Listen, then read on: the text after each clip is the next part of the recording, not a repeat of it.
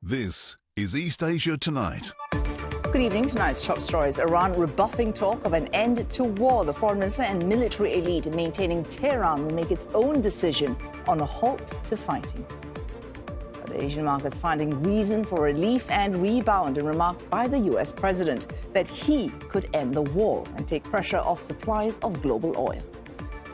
While Seoul concedes concerns about deterrence as Washington shifts priorities to the Middle East, but maintains missile defense is sufficient to fend off assault from the north. As Pyongyang makes clear its displeasure at the latest joint drills involving longtime allies South Korea and the United States. China on track to shatter 2025's record trade surplus, forecast beating numbers for the first 2 months, likely to raise concerns overseas of the export of a huge and still rising capacity in manufacture.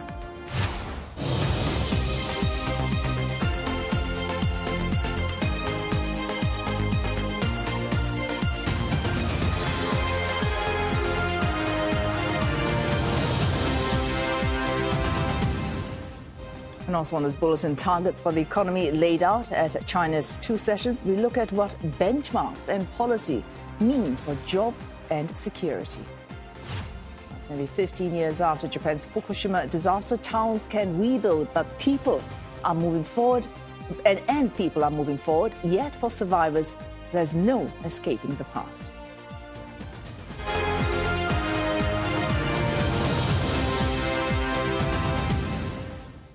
Iran rules out negotiations with the United States, vying to keep fighting for as long as necessary. The foreign minister saying Tehran is prepared to continue launching missiles. After 3 rounds of negotiation, and after the American team in the negotiation, said itself that we made a big progress, still they decided to attack us. So I don't think, talking with Americans anymore would be, on our agenda anymore. Iran early warning it could block oil exports from the Middle East if attacks from the US and Israel should continue. President Donald Trump has warned that any move to disrupt shipping in the Strait of Hormuz would push Washington to hit Tehran, quote, 20 times harder. Now, that threat just hours after Mr. Trump suggested a prompt end to the conflict.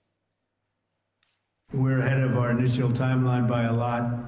I would say that we probably would not have thought after a month we'd be here. In addition to the fact that we've taken out the leadership twice and maybe 3 times. Iran has dismissed the U.S. leader's claim. Its Revolutionary Guards say they will determine when the war ends. This as airstrikes on Iran continued overnight. Local state media reporting at least 5 people killed in the country's western region, 40 others also killed in a strike on capital Tehran. Israeli Prime Minister Benjamin Netanyahu has warned his country, quote, is not done yet with Iran. The conflict further expanding in the region, Iran launching a new wave of drone strikes on neighboring Gulf states. The UAE says its defenses intercepted missile and drone attacks. Saudi Arabia reported it destroyed 2 drones early this morning, while Kuwait says it shot down 6 drones across its northern and southern areas. Turkey also confirming a ballistic munition launched from Iran was destroyed by NATO air and missile defense assets after entering its airspace. With Iran ruling out negotiations with the U.S., President Trump insisting the conflict could end soon, markets are having to weigh sharply mixed signals. So how are investors positioning themselves? Roland Lim joins us now with the market wrap. Thanks, Rachel. Yeah, it's clearly a reversal of fortunes. Oil prices sliding, equities rallying as traders bet the tensions may not escalate further. Let's take a look at the markets. In Seoul, the Kospi index is up 5.35%. Tokyo gaining more than 2.8%. And the Taiwan weighted index also up 2%. Healthy advances also in Hong Kong, Shanghai, Shenzhen, as well as Singapore. Meantime, airline shares showing signs of stabilizing after being hammered yesterday. Korean Airways is up 8.7% in Seoul. Japan Airlines up 2.5%. Cathay Pacific advancing 4%. And Singapore Airlines also 2.5% in the green. Now, airfares have soared as the war on Iran sends oil prices surging, sparking fears of a deep travel slump and the potential for widespread grounding of planes. Fuel is the second biggest expense for air carriers after labor, typically accounting for a fifth to a quarter of operating expenses. Now, high oil prices and airspace closures are constraining capacity, pushing airline tickets on some routes sky high and forcing some people to reconsider travel plans ahead of the peak summer season.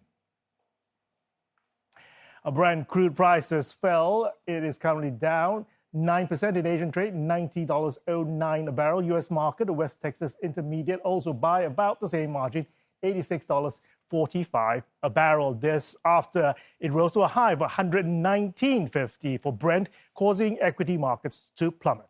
Now, traders not just watching disruptions to crude supply, but now turning their attention on whether shipping through the Strait of Hormuz is becoming more dangerous and expensive.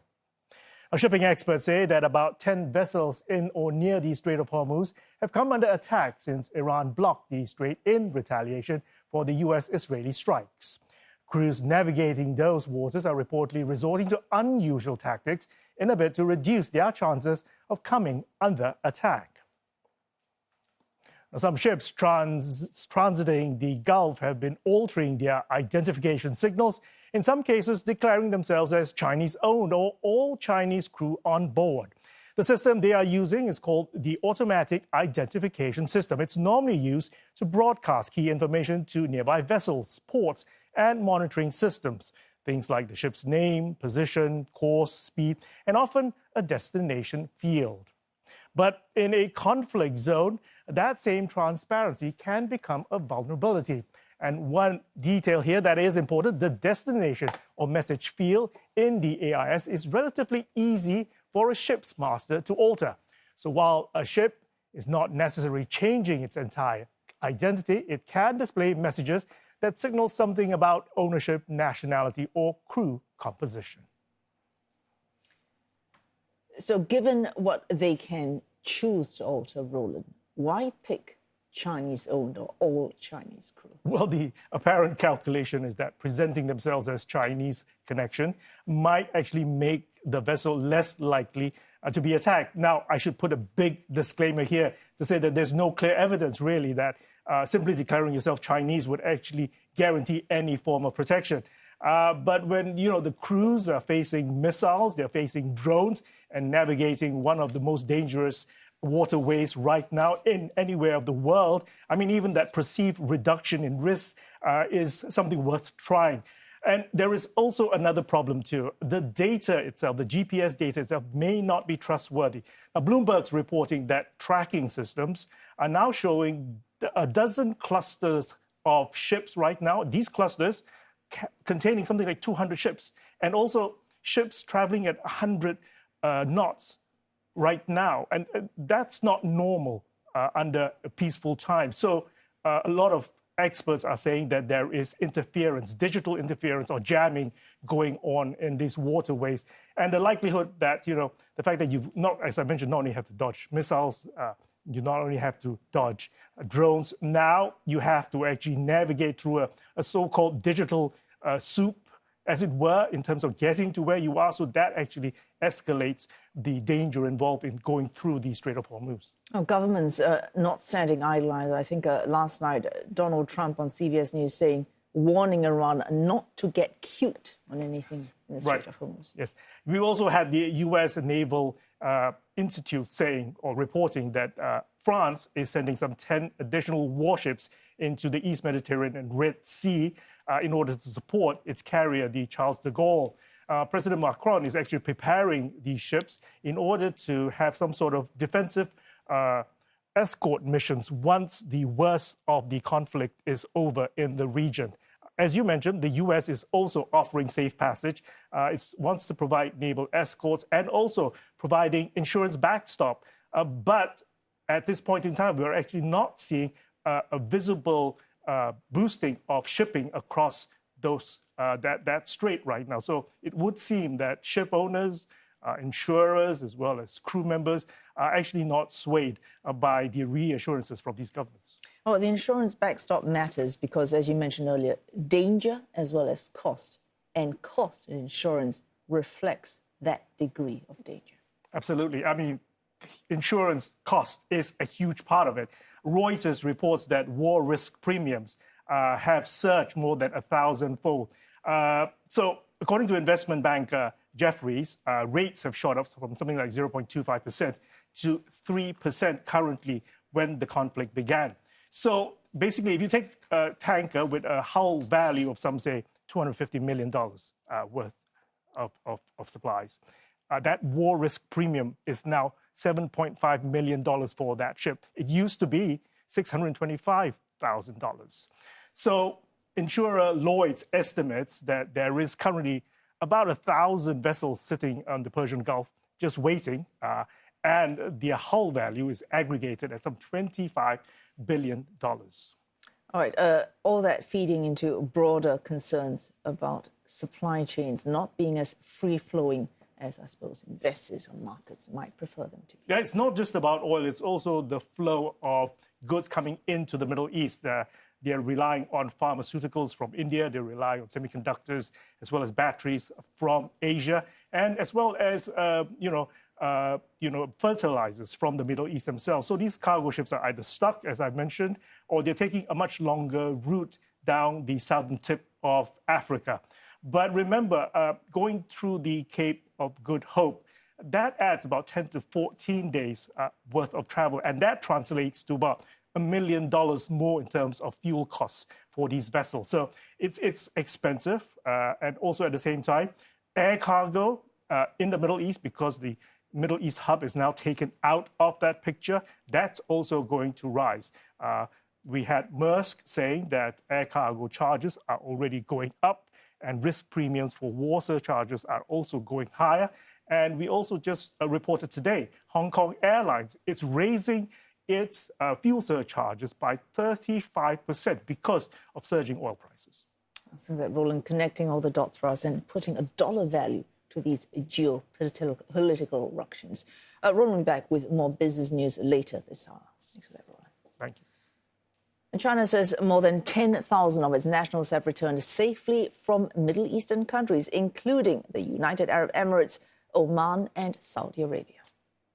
连日来，外交部会同中国民航局安排国内航司大幅增加运力，紧急赴中东地区接返中国滞留旅客。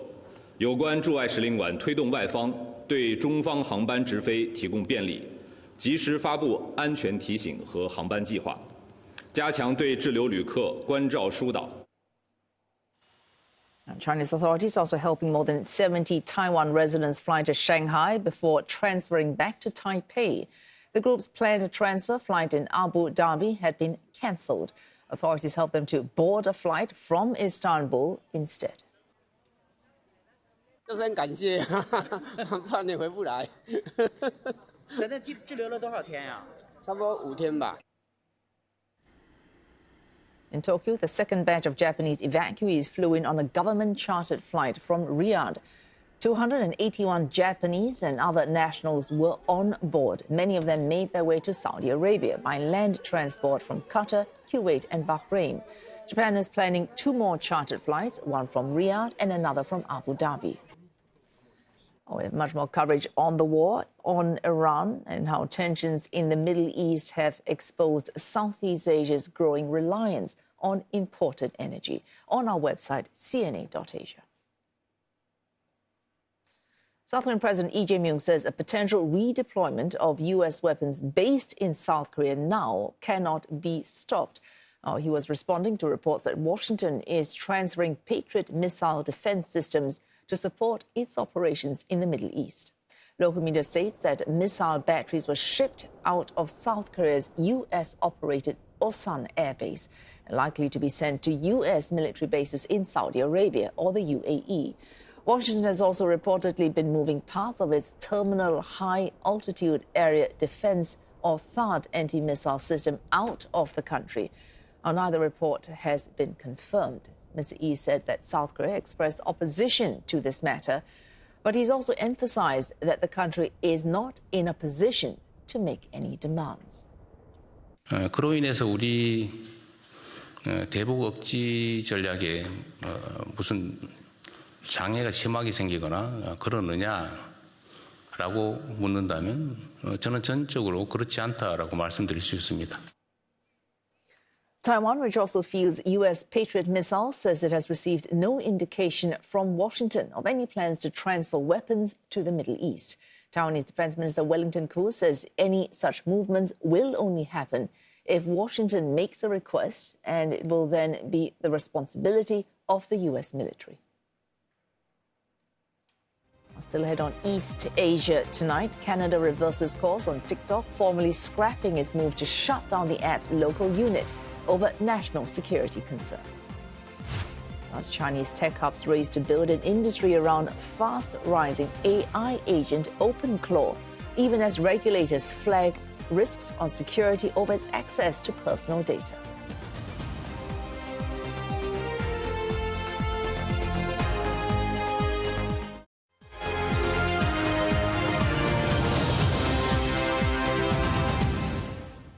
Welcome back. Roland is back again with the business news with figures from Japan and South Korea. Thanks, Rachel. Yes, it's a mixed bag. For Japan, fourth quarter GDP grew faster than expected, but for South Korea, the economy contracted at a slightly milder pace than previously estimated. Japan's economy grew faster than earlier estimated for the last quarter of 2025. But conflict in the Middle East is casting a shadow as the country contends with rising oil prices and a weakening yen. GDP expanded at an annualized rate of 1.3% after a drop in the July to September period, which was the biggest decline in 2 years. Analysts, however, warn that the world's fourth largest economy faces the risk of sliding into stagflation, and that's when an economy slows amid rising inflation. Japan is heavily reliant on Middle Eastern oil, drawing around 90% of its supplies from the region, the bulk of it passing through the Strait of Hormuz. Economists say if oil were to remain at $120 per barrel, it could cut annual economic growth by nearly half a percentage point, while boosting inflation by more than 0.8 percentage points.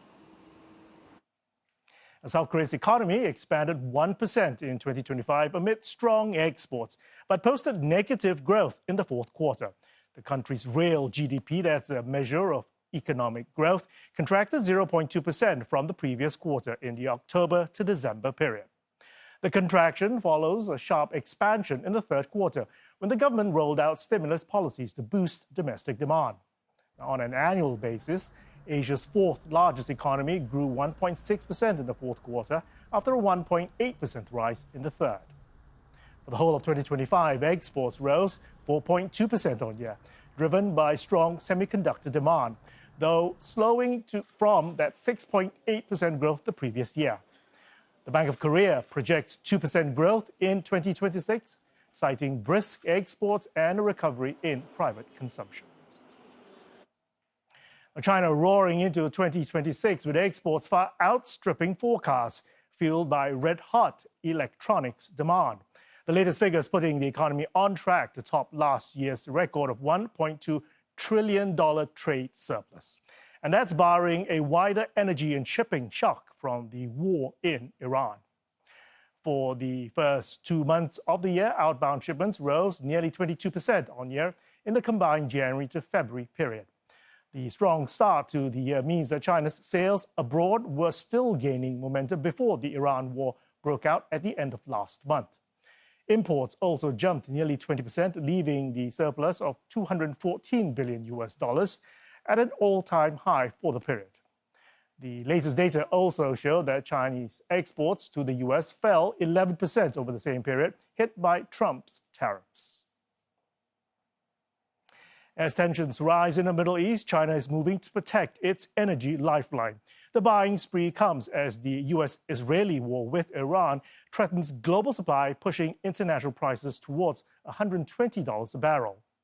In the first 2 months of the year, the world's largest crude importer bought nearly 97 million tons of oil. That's a 16% increase from a year ago. Now, China does not publish official data on its energy reserves, but one estimate of its strategic reserve stands at 1.4 billion barrels. That's enough to make up for about 6 months' loss of Middle Eastern, crude. The country imports about 55% of its oil from the Gulf region, and much of the surplus is flowing into commercial and strategic stockpiles, building a buffer against potential disruptions. Even as domestic consumption softens and overseas supply rises, now Chinese demand has helped prop up global oil markets in 2025. For now, China is stockpiling, bracing for uncertainty in an increasingly volatile energy landscape. China's AI and broader tech sector witnessing another rally sparked by their embrace of viral AI agent software, OpenClaw, in spite of regulators' warning of security risks linked to its access to personal data. Tencent shares is up 6.8% after it launched its own AI agent for workplace task force that's compatible with OpenClaw, while Zhipu, which trades under Knowledge Atlas, well, it's up 17%, also launching its own local version of the software. And Minimax is up 22%. The startup launched its own agent last month. Shares of Minimax have soared nearly 600% since it went public in Hong Kong 2 months ago and is set to surpass heavyweight Baidu in market value. OpenClaw is an open-source AI agent launched back in November and was acquired by OpenAI last month. The personal AI assistant helps users automate tasks across applications. For example, scheduling events in the calendar based on WhatsApp messages. The software has gained tremendous popularity in China, with AI developers racing to integrate it with their systems to attract users. Local governments in several Chinese tech and manufacturing hubs have also announced measures to build an industry around OpenClaw. Canada has reversed its decision to shut down TikTok's local unit on national security grounds and allowed the platform's investment to proceed. The decision comes after a settlement agreement between the federal government and TikTok's Canada unit, which was reached in January.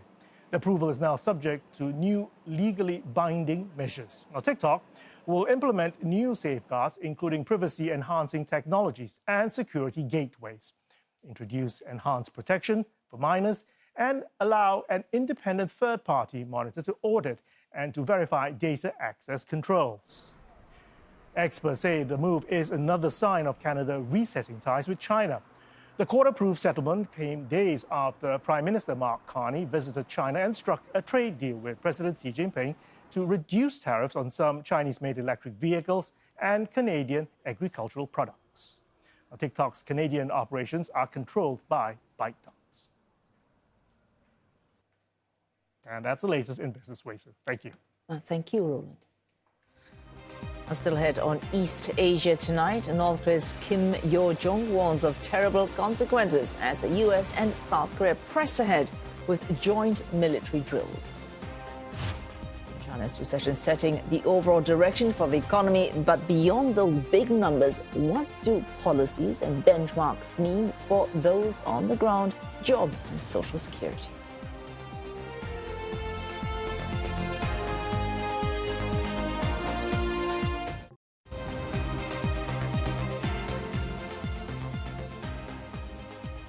This is East Asia tonight, and these are the headlines. Iran rules out negotiations with Washington, warning it could block Middle East oil exports if U.S. and Israeli strikes should continue. But President Trump says disrupting energy shipping in the Strait of Hormuz would trigger a far stronger American response. A relief-driven rebound in Asian markets, investors seizing on remarks by the U.S. president that he could end that war on Iran soon and take pressure off supplies of global oil. South Korea's president says any U.S. move to relocate weapons from the country cannot be stopped. EJMU responding to reports that Patriot missile systems could be redeployed to the Middle East, stressing the shift would not weaken deterrence in South Korea against the North. The powerful sister of North Korea's leader has condemned joint U.S.-South Korean military drills that began this week. Kim Yo-jong calling them a provocative and aggressive war rehearsal that would harm stability in the region, coming amid a rapid collapse in global security. The US South Korea springtime exercise known as Freedom Shield will take place until the 19th of March. Around 18,000 troops will test joint operational capabilities and incorporate war scenarios. Both countries saying the drills are, quote, defensive in nature. Discussions also underway for the potential redeployment to the Middle East of US Patriot missile defense systems currently based in South Korea. Passenger train services between China and North Korea set to resume on Thursday after a 6-year suspension triggered by the COVID-19 pandemic. Round-trip services will operate 4 times a week, with the journey taking about 24 hours each way. Sales of tickets for now are limited to Chinese citizens and North Koreans. China's foreign ministry says the resumption of service was of, quote, great significance. 中朝是友好近邻，保持常态化客运列车运营，对促进双方人员往来便利化具有重要意义。中方支持双方主管部门加强沟通，为双边人员往来创造更加便利的条件。 Reuters reporting that tickets already sold out for the first train. The next scheduled train departs on the 18th of March. Pyongyang's resuming direct flights and train services with Russia last year. Over the past week, the Chinese leadership has spoken out, laid out growth targets and where it wants to go on policy at this year's 2 sessions in Beijing. But this meeting is not about just foreign relations, defense spending and macroeconomics. Ordinary Chinese people are following these 2 sessions. CNA's Crystal Chia takes to the streets of Beijing to find out what they want. Every year at the 2 sessions in Beijing, delegates from across China meet at the country's major political gathering. They discuss economic targets, fiscal policies, and national development plans.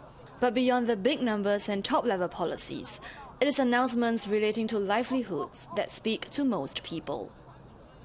From university graduates contemplating whether to take on jobs in the gig economy, to adults embracing new attitudes about marriage while coping with everyday loneliness, and seniors, a growing demographic that's becoming more and more digitally savvy. These are just some of the ordinary people in this diverse population of 1.4 billion. All with different concerns, and looking at how they might be addressed at this year's 2 sessions. At the heart of broader issues, such as boosting domestic consumption, employment and the economy, is people's incomes. Mr. Chang is in his early 30s and works in the service industry. He says it's difficult to support his daily expenses with his earnings. 处处得要钱，没有钱不行。你看，没有孩子还好点，有了孩子以后，花开销都很大很大。说不，你看我们这一代的人就感觉，让我们自己养活孩子，他就养活不起了。你看，有了孩子以后，孩子花钱，媳妇儿啊，包括家庭啊、父母啊，都得孝敬吧。不要算人情世故，还有那个，家庭自己花的，自己都花不了什么钱，你知道吧？这压力都非常大，现在年轻人压力都非常非常大。那您这几年收入有上涨吗？这几年的话，是上涨了，是比以前工资高了，但是呢，你的压力肯定很大了。现在那个生活，那个开支也很大，还有那个就是，你现在物价也涨得非常快嘛。Observers agree that the general sentiment they are getting is that income growth have not kept pace with overall economic growth. A problem as China tries to ramp up domestic consumption as a growth engine. They hit the target last year, GDP growth target last year, 5%. But then the question that we've been getting from clients, and I guess whenever you've been reading really is, if GDP is hitting 5%, why is that not translating to higher consumption growth? Why are people still feeling so poor? And the main reason for that is really because of the composition of growth. In the last few, in recent years, because of probably more so than anything because of the property sector downturn, the government has been relying on the exporting as well as manufacturing investment to drive economic growth. So there is that emphasis on these two levers, not so much translating yet into consumption. In 2027 onwards, this exporting push that we've been seeing last year, what we expect this year, next year, will slowly feed through into incomes, but this is always a lag. You have to earn more money first, businesses earn more money first, then pass it on as wages, and eventually once they really see that the income growth is over a sustained period of time, then households will be more willing to consume. It's also not just about how much the Chinese are consuming, but what they are buying. Consumers today have changing mindsets, ambitions, and priorities. 从那个前几年，就是整个全球疫情之后，确实坦白讲，很明显的就各种的消费阶层都确实消费是降级了啊，而且现在我觉得现在人生活可能会更务实一些，包括以前买车呀，是买房啊，可能就中国来讲吧，中国老百姓原来可能更在意一些更外在的一些东西，但是我觉得现在也有消费，但是消费力呢，可能更多放在了，比如说取悦自己啊，或者他自己的一些情绪价值上。Discussions around livelihoods come against an increasingly somber economic and global backdrop. China's economic growth target for this year is at 4.5 to 5%, the lowest since 1991. Urban unemployment rate is at around 5%, but the jobless rate for young people is much higher, hovering at about 15% for the past 6 months. And over the past year, artificial intelligence has added yet another layer of uncertainty for both those working and studying. Take Mr. Mo, a master's student studying humanities and social sciences in Beijing. While he recognizes the benefits AI brings, its breakneck speed of development also worries him and his classmates. 就是像自己学习了10多年的东西，在一夜之间就能被 AI 替代，大家都会感到恐惧嘛。 During the 2 sessions, a delegate representing the Communication University of China, top in its field in the country, said that the school had cut 16 undergraduate majors and specializations because the labor market will be divided between humans and machines. As China pulls ahead globally in the development of AI, the world's second largest economy is also finding itself at a pivotal moment. And analysts say policymakers need to reflect on the future direction of people's livelihoods. I think it's also a good opportunity, right, really for policymakers to reflect on to what extent that we are going too far and so we are moving too fast. Despite the uncertainty, Mr. Moore remains optimistic. 但是我觉得 AI 更多的是我们人类的工具，是为了我们更好的工作而服务的，它不能代替我们思考。 Recognizing the rising concerns, the Chinese government has addressed them at this year's 2 sessions. It said it will create more than 12 million new urban jobs, implement income growth plans, and refine social security systems. All moves the Chinese will be watching closely as developments that may have an impact on their lives. Crystal Chia, CNA, Beijing. It's almost 15 years since the Fukushima nuclear disaster. Infrastructure can be rebuilt, but for survivors, the past will cast a long shadow on the present and the future. CNA's Grace Shin tells us more. This isn't a typical running route for 18-year-old Takuma Hashimoto. It's the same coastline where a massive tsunami struck 15 years ago, triggering the meltdown at the Fukushima Daiichi nuclear plant. Today, Hashimoto runs a 10-kilometer race under the shadow of smokestacks from nearby factories. For him, it's a sign of recovery. 一応もう国交最後でその18歳の成人の年でいわき市そしてこの小名浜を走るってことはもう震災からの復興とかもそういう周りの人の優しさとかも感じながら走れたのでとても良かったと思います。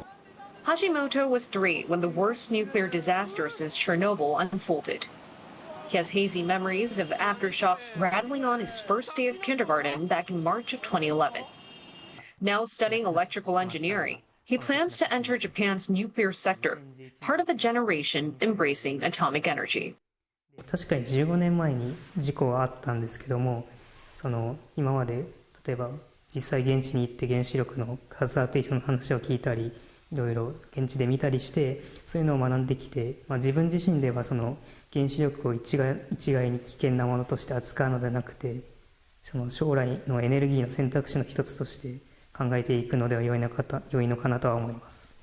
His ambitions reflect a national shift. Japan is accelerating reactor restarts and advancing new nuclear technology to reduce reliance on imported fossil fuels.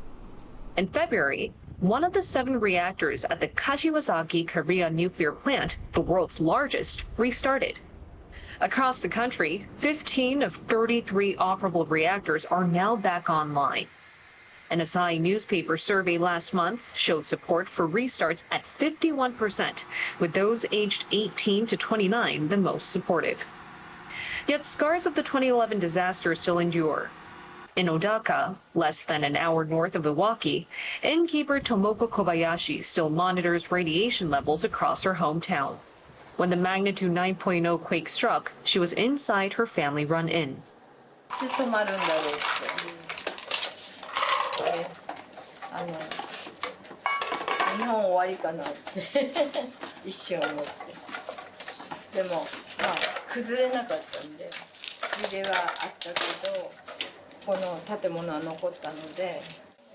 An hour later, tsunami waters poured into her kitchen like a river.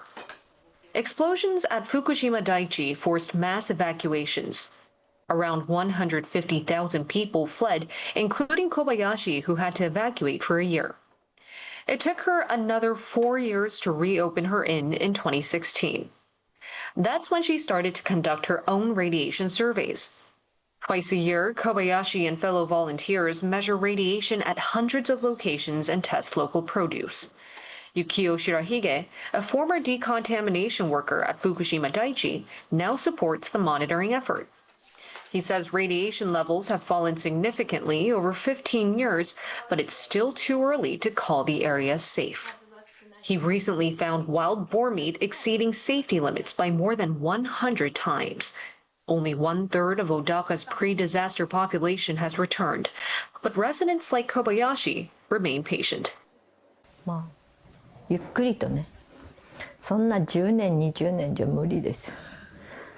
だから50年100年っていう形でじっくりこの町ができたらいいなって思ってます。Fukushima is moving forward, building resilience from the hard lessons of 2011. For some, that future lies in restarting reactors. For others, it's still about rebuilding trust.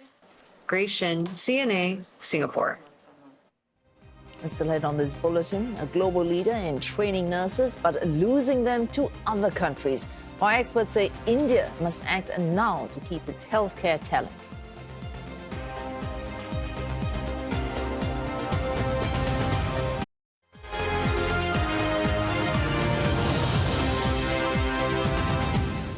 The World Health Organization is projecting a global shortage of some 4 million nurses by 2030. Analysts say India could fill the gap, given its capacity as the world's #1 trainer. Ushan Garg reports for CNA from Kerala in the second part of our series on the global migration of nurses. Providing care is a calling, not just a profession. It's something final-year nursing student Caroline Thomas says she learned from her mother, also a nurse. But as she prepares to graduate this year, home is not where the heart is. My dream is to work in USA. It's not a lack of jobs in Kerala where she lives, but pay that she says is too low for a comfortable life. For my profession, that kind of pay is only providing in the abroad countries. So I think it's better to have some experience here. I think 2 or 3 years, then I should move to abroad. Nurses in private Indian hospitals earn about $200 to $600 a month, compared to 3 to 5 times more in the Gulf and up to 10 times more in North America and Europe. Government jobs here pay significantly more, but nurses complain vacancies are few and far between. Low pay and grueling working conditions put India in an awkward position. It trains nearly 400,000 nurses a year, more than any other country, yet many move abroad. About 640,000 Indian nurses are estimated to be working in foreign countries, second only to the Philippines in nurse migration. Some 500,000 nurses from Kerala already work abroad, and the state has long led India in nurse emigration. The migration of nurses from Kerala took off after World War II, when Christian missionary networks helped recruit healthcare professionals from here to countries like UK and Germany. In the decades that followed, the Middle East became a major destination. Now, as European countries are facing a severe shortage of healthcare professionals, programs to train nurses here and send them to those countries are once again gaining momentum. In December 2021, Kerala signed a deal with the German government to supply nurses for the country's struggling healthcare system. But critics accuse Kerala officials of institutionalizing brain drain at a time when India's nurse-to-patient ratio is 2.23 per 1,000 population, below the WHO benchmark of 3 per 1,000. Officials argue the issue is more complex and that there's actually an oversupply of nurses in South Indian states. There are no dearth of nurses because 25,000 every year we are getting 20 to 25,000 nurses are coming out of this institution. So currently in my state they are facing underemployment because nurses are working at inferior at a very low salaries. But across the country the picture is starkly different. Reports say 9 out of 10 people living in rural India must travel more than 10 kilometers to access health care. The Indian government says it's invested billions of dollars to add 82% more medical colleges between 2014 and 2023 and added 157 new nursing colleges in the same period. But experts say the country should spend close to 5 to 10% of its GDP on healthcare, up from about 2% presently, to improve healthcare staff pay that could potentially reverse the migration of healthcare workers. We must think about the issue for the next maybe the 50 years. So we need more money there. That's the bottom line. We need more money there. That precise training for particular subject is we have a deficit there. For example, if you take ICU, intensive care unit, maybe a cardiothoracic unit, or maybe a coronary care unit. There are some who wish to stay back, adding a much-needed boost to India's healthcare system. Whether at home or abroad, Indian nurses continue to answer their calling, serving on the front lines of a profession on which millions depend for survival and care. For CNA, I'm Ishan Garg in Thiruvananthapuram, Kerala. The CNA correspondent examines the outward migration of nursing professionals and the consequences for home and host countries. Nurses Beyond Borders airs tomorrow at 9:30 p.m. Singapore-Hong Kong time on CNA.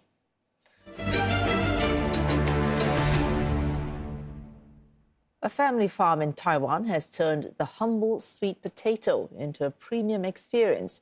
CNA's Money Mind looks into what it takes to do just that. In Taipei's supermarkets, a sweet potato costs up to 35 new Taiwan dollars, not much more than $1 US.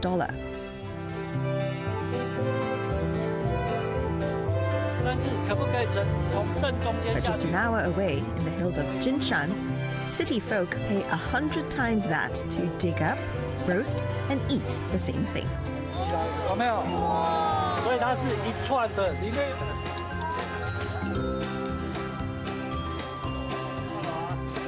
I觉得它是超值的，目前每桌都吃的还蛮饱的，然后刚好下面也有没行程，我觉得整个的 package 是还蛮超值的一个情形。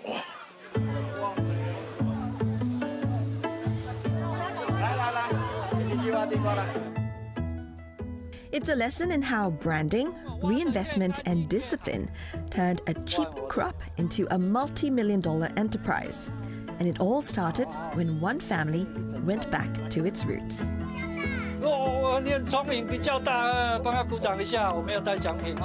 Jiahua once earned over $1 million new Taiwan dollars working in sales at an electronics company in Taipei. But the 2008 financial crisis got him thinking about job security. 后那时候在思考，那这个工作、这个产品虽然是高科技产业，可是它的价格却不断的在下跌。那有没有一个标的是可以不需要面对这么大的价格挑战的压力？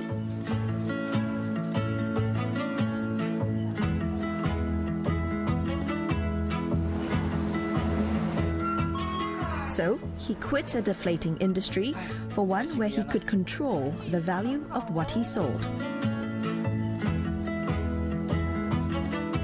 This sweet potato farm that's been in the family for 3 generations.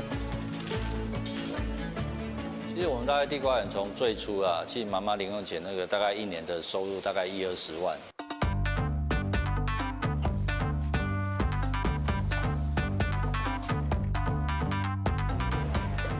Together with his siblings, Lai put in 660,000 new Taiwan dollars of seed money. Each took only 20,000 new Taiwan dollars a month as salary. That's below minimum wage and a 70% pay cut for Lai. Everything went into improving the farm. Their first big move? Branding their sweet potatoes as fries. They spent 2/3 of their savings on packaging and sold 10,000 boxes in 2 days. 卖地瓜这件事情对一个业务而言不难，可是卖地瓜之前比较辛苦的是你要先把它挖起来这样子，所以挖地瓜相对比较累。所以那时候就是把地瓜园拍一张照片，就丢到网络上去，然后邀请那个都会区的那个客人来这边挖地瓜。那 让我们很意外的是，其实有还蛮多客人愿意真的到田里面来挖地瓜。那这时候如果他来到田里面挖地瓜而言，对我而言我就很轻松，我只要站在那边收钱就可以了。可是挖完地瓜之后，他马上接着一件事情，这是台湾人的生活记忆啦，就是挖完地瓜马上就想要烤地瓜了。Instead of paying staff, he let visitors build and fire their own kilns. That turned a cost center into profit. 小朋友一个一个把窑堆起来，窑烧得够热的时候，小朋友他们其实就可以做一个很好玩也很有趣的动作，就是像这样地瓜，假设它是地瓜，就把它丢到窑里面去，就其实有很高度的参与感。 Families pay up to $115 a session. For that price, they supply free manpower and leave happy. The sweet potato experience is now the farm's top-selling product line. By shifting from growing crops to growing visitors, turnover is now over 50 million new Taiwan dollars a year. And it was all done without a single dollar of outside funding. 目前你看得到的所有的设施设备器材，全部都是现金买断，我们没有任何的对外举债这样子。 The result was scaling up without debt and building a network that grew the local community's income. It's a profitable harvest from a humble root vegetable. Proof that smart money isn't only made in the city. And you can catch the full segment and more episodes of CNA's Money Mind on YouTube, MeWatch, and CNA.Asia. And that's this Tuesday's edition of East Asia Tonight. Headlines anytime at CNA.Asia, plus on Facebook and YouTube.